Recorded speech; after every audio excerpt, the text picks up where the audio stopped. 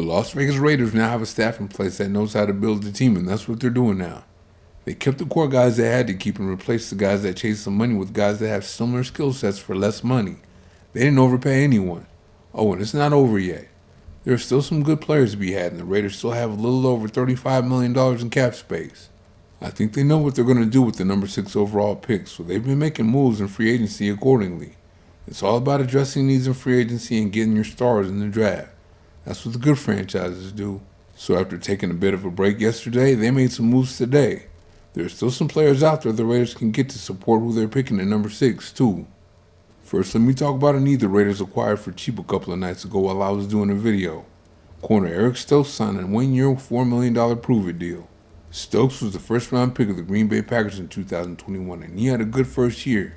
But unfortunately, after that, injuries started to derail his career, and he would only play in 12 games in the next 2 years. Then last year, he played in all 17 games with 7 starts. You gotta love the fact that he was available to play every week last year. He's 6'1", 195 pounds with 32 3/4 inch long arms, runs a 4.29 or 4.3 140 depending on who you ask, and a 38.5 inch vertical leap. The Raiders need a good corner to play on the other side of Jacorian Bennett, because whoever does will get picked on a lot. Stokes has the goods to get it done, but he needs to stay healthy. I can't tell you enough how good that would be if Stokes can stay healthy and play well. The Raiders would have a top 5 defense. I think this acquisition eliminated the need for a corner, so they don't have to take one in round 1. They're free to take the guy they know they want. That takes care of the defensive part of Carroll's plan to run the ball and play defense. Today they addressed the run the ball part, getting someone to help run the ball. For $4 million for 1 year, Raheem Mostert's going to provide that help. Those of you that think Mostert solves the need at running back himself really need to think again. At this point in his career, he'll play more of a supporting role. Actually, he's always had a supporting role in an NFL backfield. He did step up for the Miami Dolphins with his first 1,000-yard season in 2023, but in 2024, he would only start one of the 13 games he played in. He's going to turn 33 soon too, so this is a depth signing because the Raiders don't have anything at running back right now. Amir Abdullah is a free agent, and Mostert's probably going to replace him, while Zamir White and Dylan Labe are backups at best.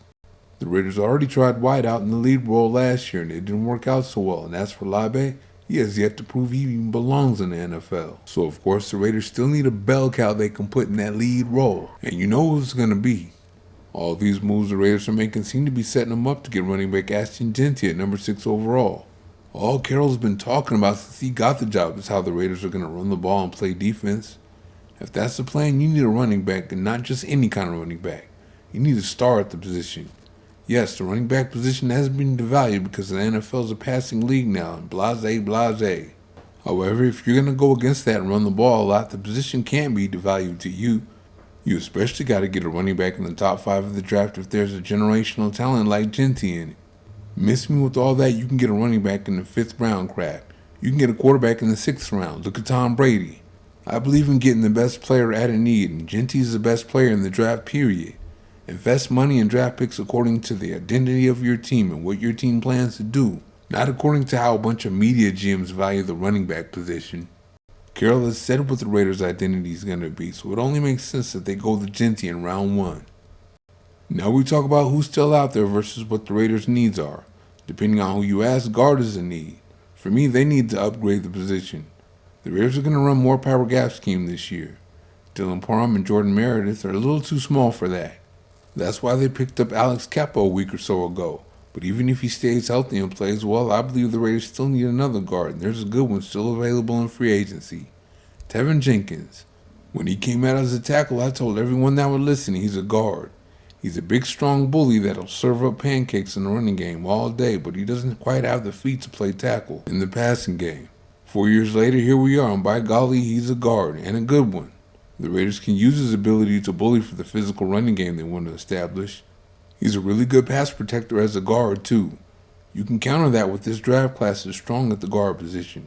It's strong at the receiver position, too, and guards are a lot less expensive in free agency than receivers are, so it's best to get the guard now. You gotta love that the Raiders have people in place that know how to build a team now. They really didn't do anything fancy in free agency. They kept the guys they needed to keep and let the guys that were going to be too expensive go to teams that were willing to overpay. They refused to overpay themselves and replaced the guys that were going to be too expensive with guys with similar skill sets. They might even be better, we'll see. One thing I like is it looks like what they did in free agency is centered around what they plan to do in the draft. They plan to run the ball and play defense, and they've gotten all the parts so far except for one thing: the lead running back, Jeanty.